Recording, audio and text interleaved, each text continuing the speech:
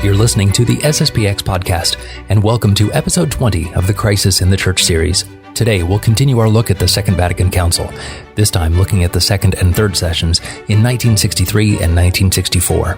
We'll see how the liberal Rhine Group continued their full-on assault of the preparations for the council, and how they gained an ally in the newly elected Pope Paul VI, who cleared the way for even more of their work to go on unhindered. We'll also take a moment to discover the problem with the Second Vatican Council documents.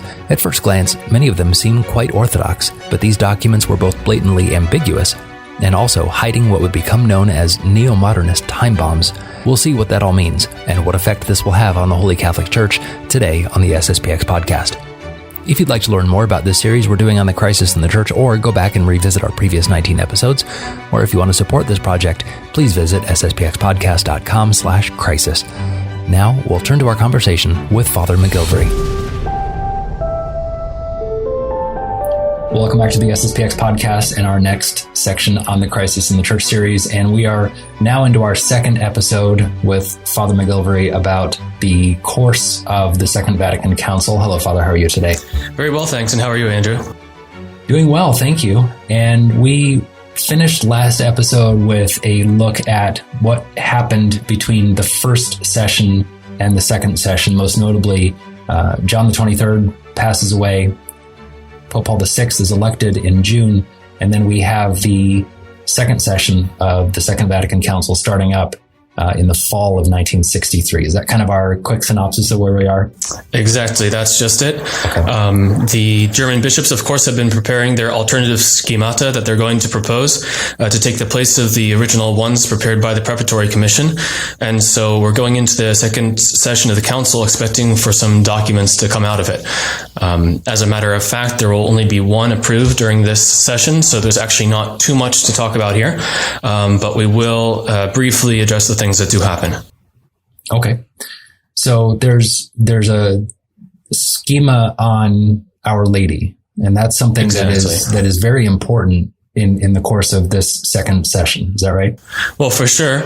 But this schema on Our Lady, which was supposed to be the first thing that was addressed, it was also something that was not at all pleasing to the liberal theologians of the council for two reasons. One, liberals tend not to like Our Lady very much, but two, the Blessed Virgin Mary is an obstacle to ecumenism.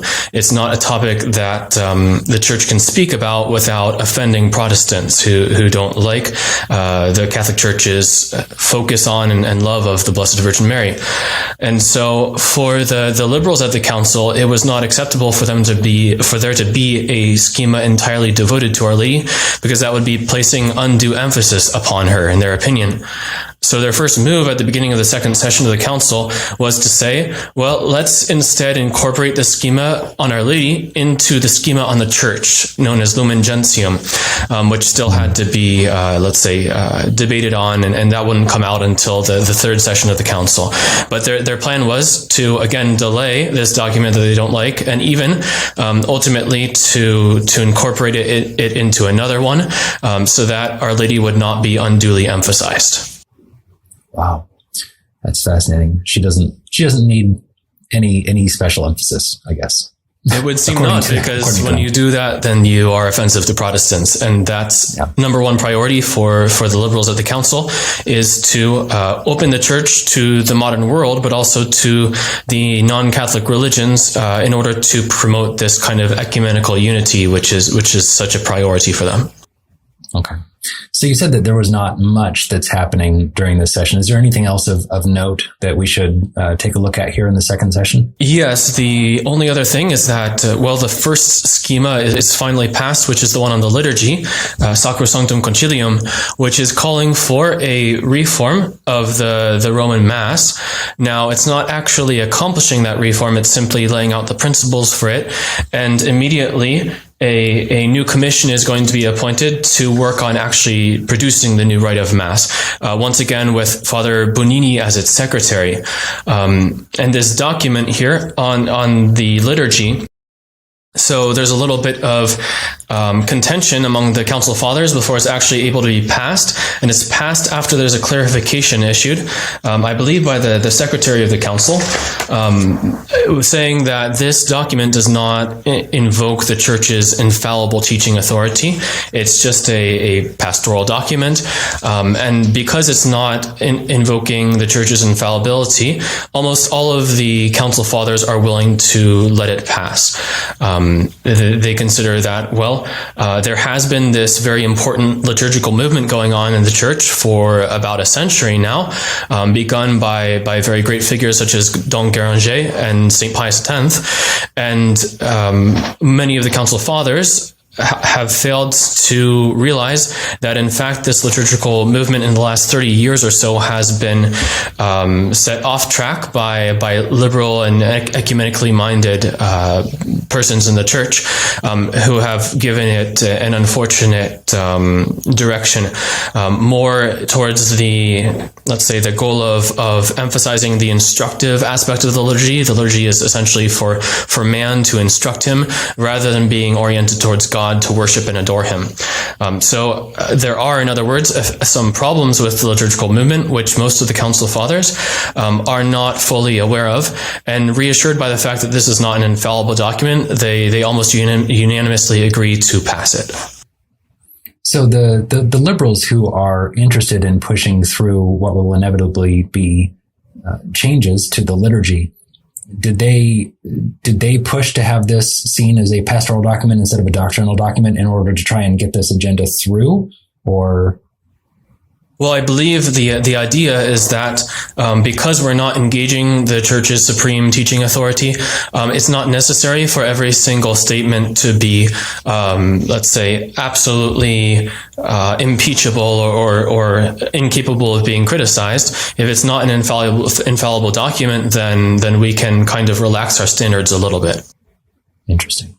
So this is just this is a resolution, in a sense, is a schema that's approved. And this does what? This doesn't really change the liturgy in and of itself. This just sets the ball in motion. Exactly. So the actual work of constructing a new liturgy is going to be done by this concilium for the implementation of the Constitution on Sacred Liturgy, which Pope Paul VI creates immediately after the second session is over. So the document Sacrosanctum Concilium is simply calling for such a new liturgy to be created, but the work still has to be done.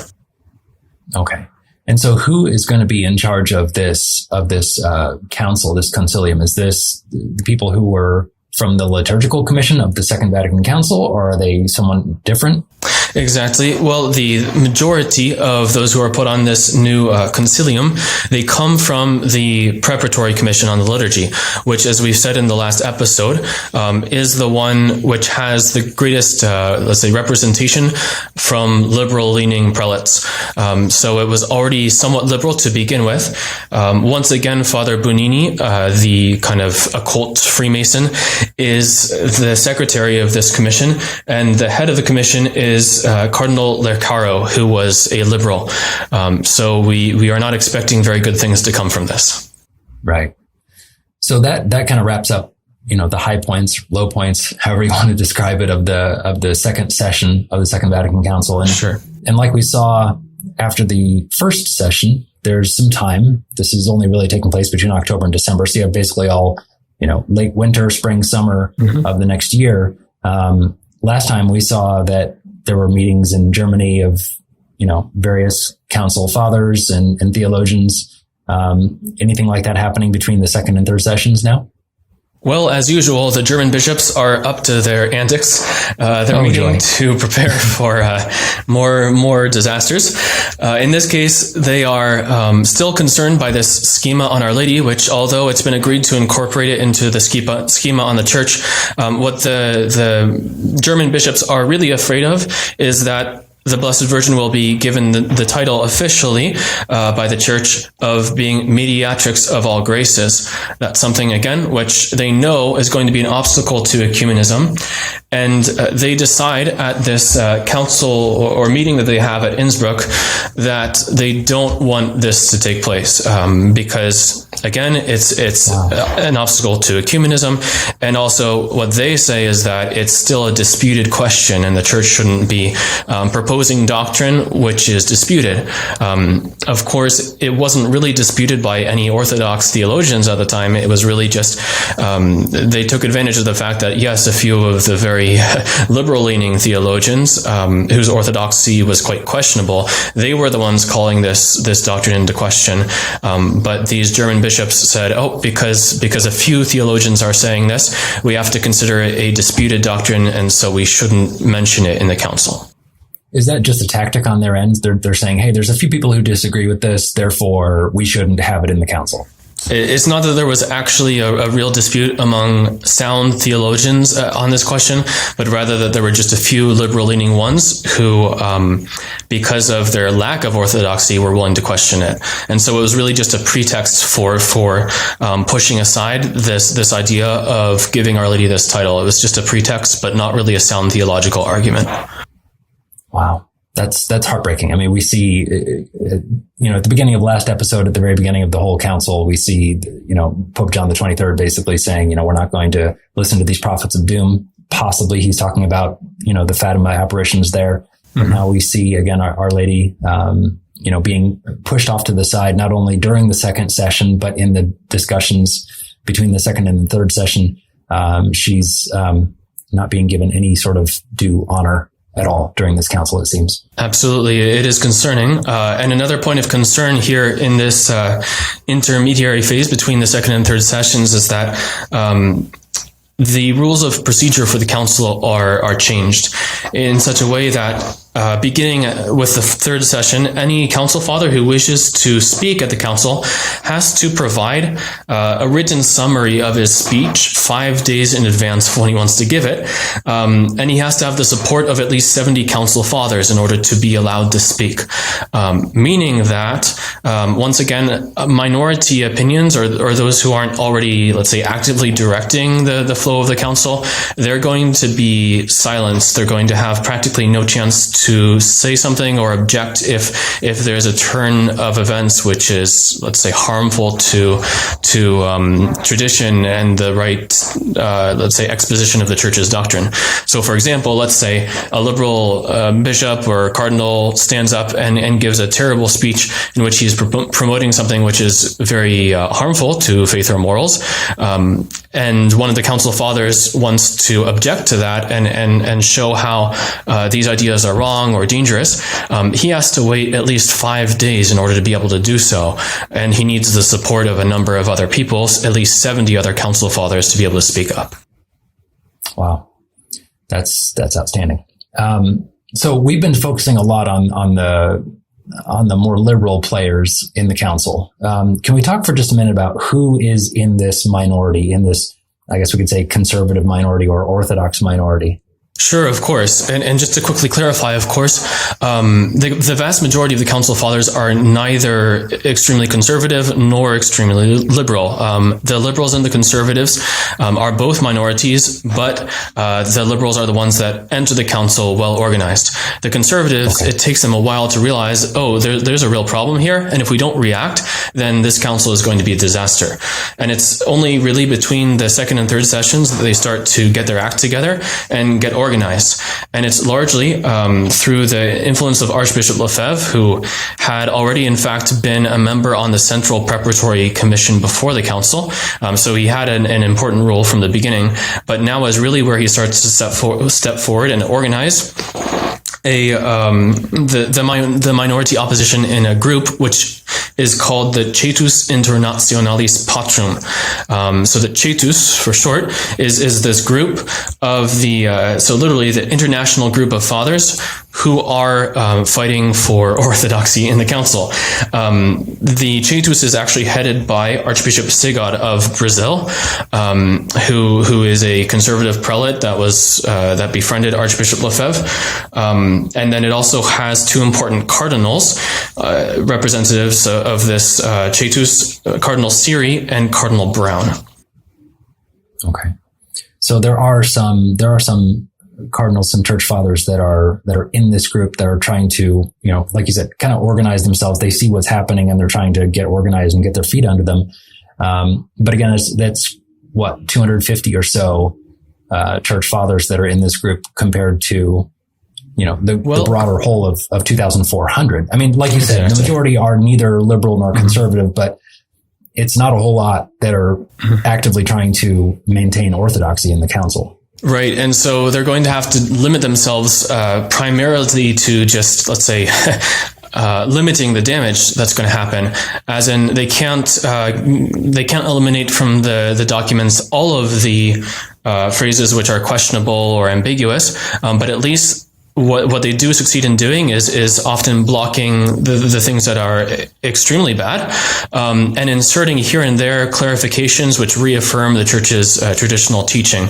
But unfortunately, they're unable to block the liberal flow of the council as a whole. The most that they can do is to minimize its bad consequences. Wow. All right. So we now have two parties that are getting organized and getting ready. It sounds a lot like politics. I mean, when you're describing this, I mean, it really shouldn't be like this, but that's kind of what it's turning into. Is that a fair kind of comparison? Yes, I mean, to be fair, of course, the church is a institution which is both divine and human, so there always will be politics within the church. But here at the Second Vatican Council, what's disturbing is that, as we said last time, it's not just a question of prudence. Is this or that doctrine prudent to define at this point? But really, there are fundamental disagreements among the bishops, which was represented, let's say, even before the council began. In the Central Preparatory Commission, you had two very important cardinals of the church, Cardinal Ottaviani and Cardinal Bea, who stood up and openly disagreed with each other about the question of religious liberty or religious tolerance. And Archbishop Lefebvre, who also was on that Central Preparatory Commission, he was impressed by the fact that here, even within the Roman Curia, you have two very important cardinals who have completely opposing views on a very fundamental issue. And this is what is perilous about the Second Vatican Council, and what makes it different from, say, the First Vatican Council, or even the Council of Trent. Okay. So we're going to be getting into the third session of the council, and there's a lot that's going to be happening. Not a lot happened in the first session, not a lot happened in the second session, but once we get into the third session, some things really start moving and some documents really start coming to the fore. But before we do that, can we take a little bit of a step back and kind of examine the question of what's wrong with the Second Vatican Council's documents? I mean, we know as traditional Catholics, I've been hearing it since I was alive, basically. Vatican II is bad. But what is it that makes these documents so harmful? Well, it's an excellent question. There really are two things. The first is the ambiguity of the language of the documents. We have to remember that, first of all, the program of the council, as laid out by Pope John the 23rd, was to speak positively and avoid condemnations.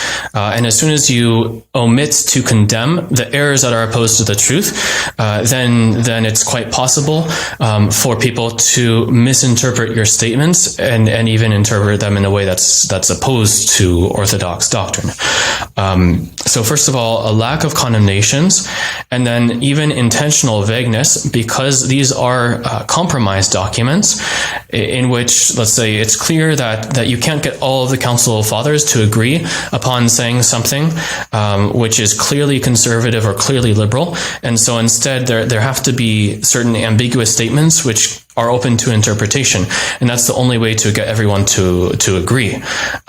So they're compromised documents with a certain intentional vagueness.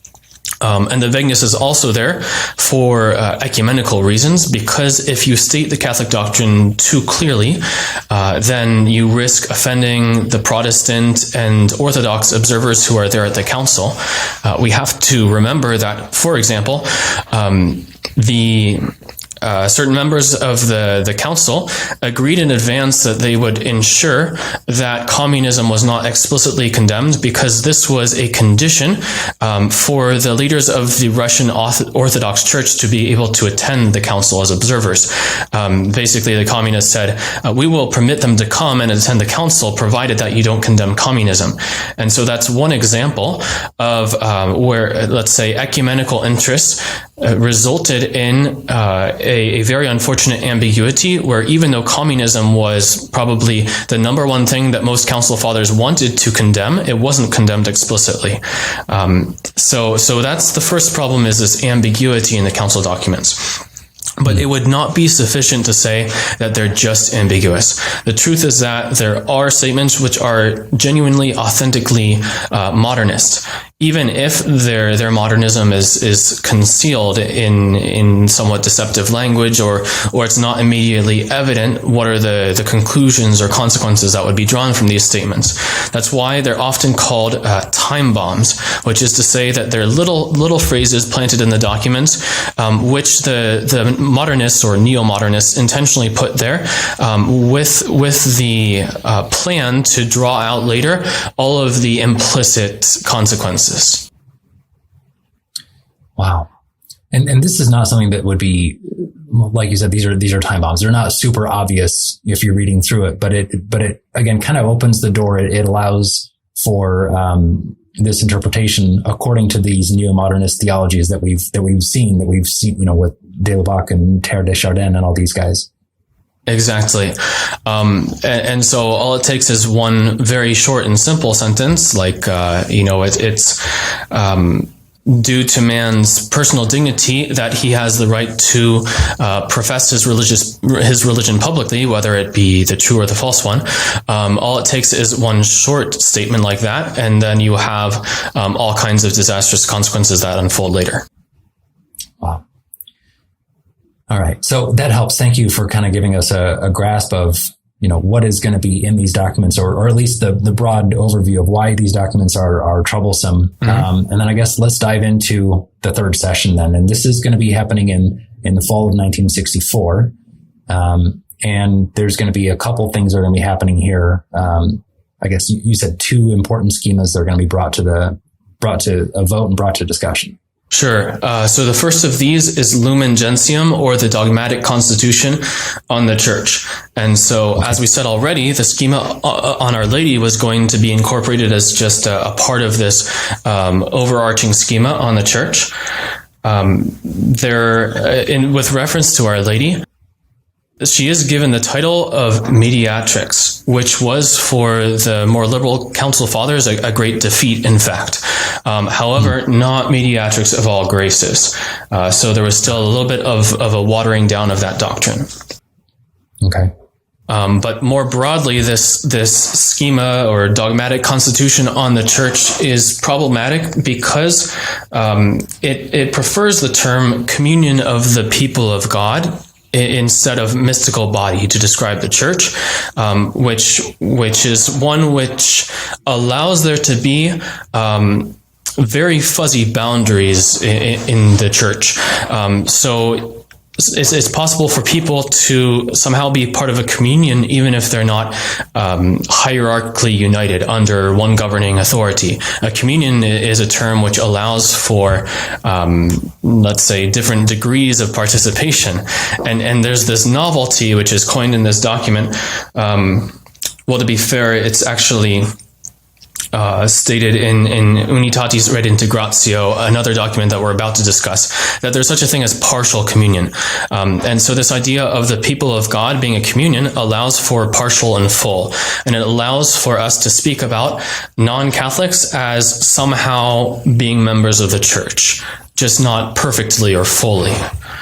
So it's very much a document which is ecumenical in its intention, trying to make Protestants feel better about being Protestants, and to abandon this supposedly rigid let's say a stance of the church which was branded by the liberals as being too stiff and uncompromising. I was just going to say, Father, this sounds familiar. because many times the Society of St. Pius X is considered not in full communion. Mm-hmm. And many of the society priests are saying, what does that even mean? That's exactly. Not anything that really makes sense, but this is where this is coming from. It's the same sort of kind of ambiguous language. Either say that it is or it isn't. For sure. And the idea of, let's say, the church being a mystical body, it really doesn't allow for this ambiguity. And this is something that Pope Pius XII in his encyclical Mystici Corporis on the mystical body of Christ, he points out that, let's say, with the metaphor of a body, it's absurd to imagine a body with, certain members just lying around separated from the main part. If your hand is cut off from you, so St. Augustine, it's no longer a part of the body, and so it ceases to live with the life of the body. And that's precisely the point with this analogy, is that in a mystical body, because it's a body, it has to be really one with a very intimate and close union. Whereas when you start talking about a communion of the people of God, this is a term which is much more ambiguous and which allows for supposedly various degrees of participation. Wow, very interesting. So what else is in this document, Lumen Gentium, that we should know about, Father? Sure. Well, let's say one other point on that same subject is a very problematic phrase that the Church of Christ subsists in the Catholic Church, which really is just making even more explicit this idea that the Catholic Church is one thing, and then the Church of Christ is another, which is broader, and maybe it exists in its fullness or perfection in the Catholic Church, but there are certain elements of the Church of Christ which can be found outside of the Catholic Church. So there's that. But then also on another topic, there is a certain compromise or erosion of the proper notion of priesthood, which is something that we already saw in the liturgical reform. In the liturgical reform, part of the problem is that the focus is no longer upon worshiping God, but upon the instruction and benefit that people receive by their active participation in the liturgy. And this is reflected in the document Lumen Gentium, where it talks about the priesthood. It first of all says that, well, the priest is defined by his relation to the people. His essential role is to preach, to exercise their ministry for the good of their brethren. And unfortunately, this results in a, let's say, devaluation of the priest's role as offering the Holy Eucharist, the sacrifice of the Mass. That's the real dignity of the priesthood, and the priest's primary role is to consecrate the body and blood of Christ at the altar and offer it in sacrifice. And then it's only secondarily that he's meant to preach, instruct, and help the other members of the mystical body. We were talking about this in one of our previous episodes with, I think, Father Robinson, and we were talking about the nature of religion and why, one religion can be the same as the other or equal. And he basically said that. He said, priests today are seen as, worship leaders. They're not the ones who do the sacrifice. They are seen as people who just kind of help everyone else get to salvation, or have a nice religion, or have, a meal or something like that. And this is directly stemming from that. This is, they've watered down the priesthood and made it such that, it's just Father William helping us out with our worship. And that's it. That's right. The priest essentially becomes a kind of social worker. And we see everywhere, really, in the council, an excessive focus upon man, a kind of exaggerated humanism, and it plays out in so many different aspects. Here it plays out in the way that we look at the priesthood, putting the priest's ministry towards his fellow men first before the duty of offering sacrifice to God. But we see it also in let's say, the theology of marriage.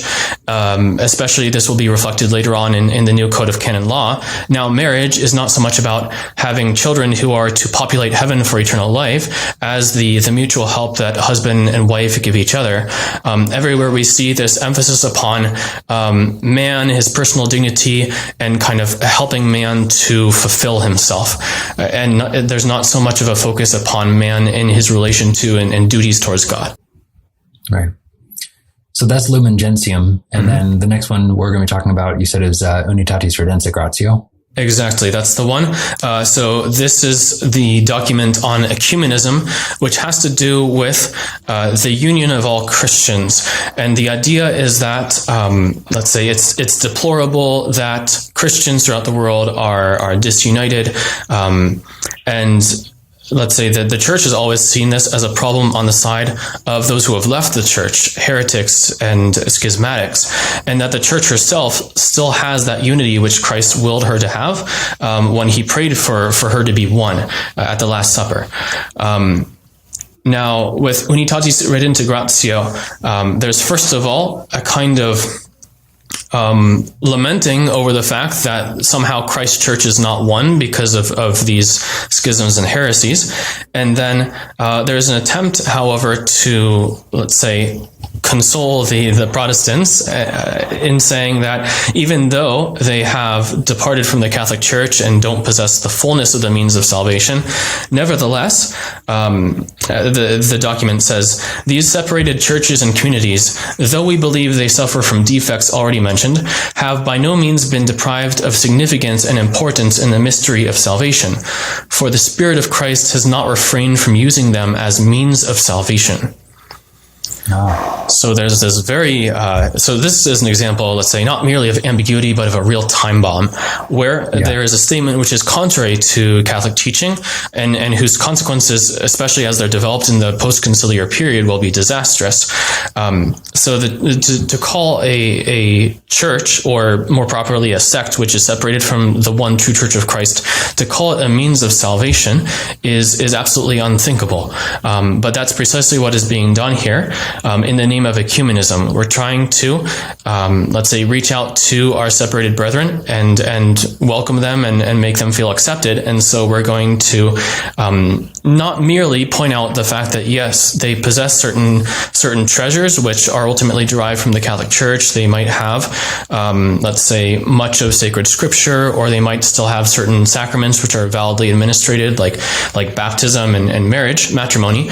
But this is going much farther in saying that the various heretical or schismatic sects themselves are used by the Spirit of God as means of salvation. And that's what we, under no circumstances, can accept. Yeah, so that's the main word. I mean, at the end of what you quoted there, the Spirit of Christ has not refrained from using them as a means of salvation. I mean, yes, like you said, Father, we know that people can attain salvation if they are separated from the Catholic Church. That is possible, but that is done through the Catholic Church, not by means of a different church. There's no salvation there. Exactly. It's precisely in spite of their adhering to a false or heretical sect that they're saved. And those sacraments which the Protestant sects retain, such as baptism, in and of themselves, they are very good. But for Protestants, they would be per se not a means of salvation, but rather they would add to the condemnation of the heretic, because as we know from our Catholic theology, a sacrament which is not received with proper dispositions is received sacrilegiously, and that actually adds to a person's condemnation. It doesn't help them. And the Church Fathers were very clear on this, especially with the case of baptism.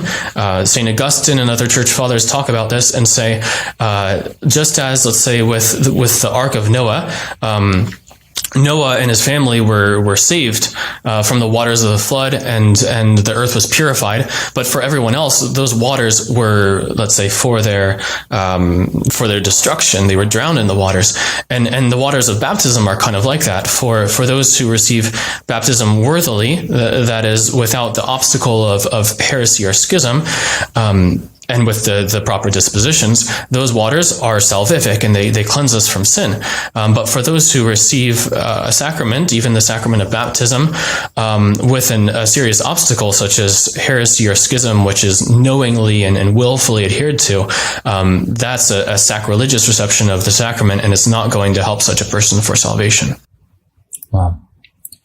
So that wraps up kind of our look at this third session of the Second Vatican Council. And before we close today, Father, I wanted to ask, this is a little bit off script, but taking a step back, it seems that the more liberal council fathers are going out of their way to appease non-believers or Protestants or people who are separated from the Catholic Church, what is it that what was their intent? Why was it that they deviated so much from the tradition of the Catholic Church to want to reach out in such I guess the church has always wanted to reach out and bring people back to the faith, but they're not doing that. They're watering down the faith for the Protestants. What was their motive and reasoning?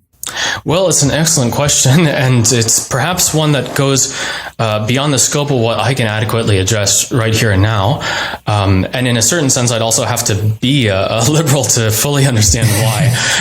But I think that to a great extent, the church at the time was kind of intimidated in a sense by modern man's scientific and technological progress, and there was almost a certain inferiority complex among many members of the church hierarchy, and so they thought they seemed to think that that the Catholic Church was somehow weak and becoming obsolete in the face of modern man's progress. So that may have something to do with the sense of we have to praise modern man and we have to praise all these different religions. It's a kind of strange devaluation. You're basically failing to value properly those treasures which the Catholic Church has because of a mistaken or silly idea of the greatness of modern man and his technological and scientific progress. That's a part of it, but honestly, there'd be a lot more which I'd have to think over more deeply to give a satisfactory answer to. Yeah, no, that's fine. And I just kind of sprung that on you on the last second, but I'm going through this and thinking, why do it? But obviously I guess there were reasons, but sure. Well, and certainly a lack of understanding of the church's doctrine. As we said before with the modernists, they have a flawed philosophy. They haven't been taught or haven't properly understood scholastic philosophy with all of its richness and its ability to grasp reality as it really is. So modernists, they're working with a flawed philosophy and therefore also a flawed theology, which requires sound philosophy in order to work to function properly.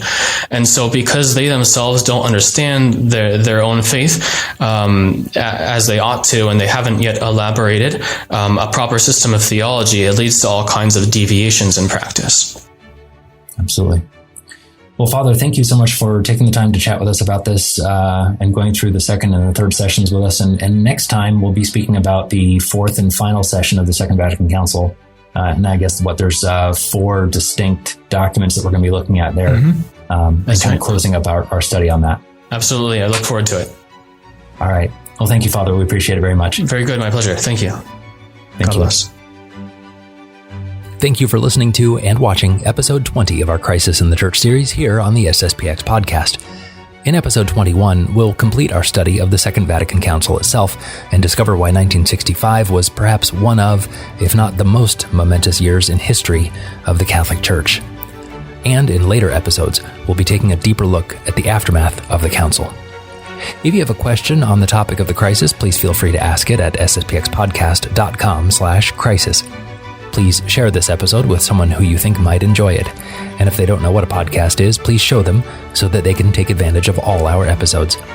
And if you have the ability to set up a monthly recurring donation of $5 or $10 or $20 on sspxpodcast.com, it would help us immensely to complete this Crisis in the Church project.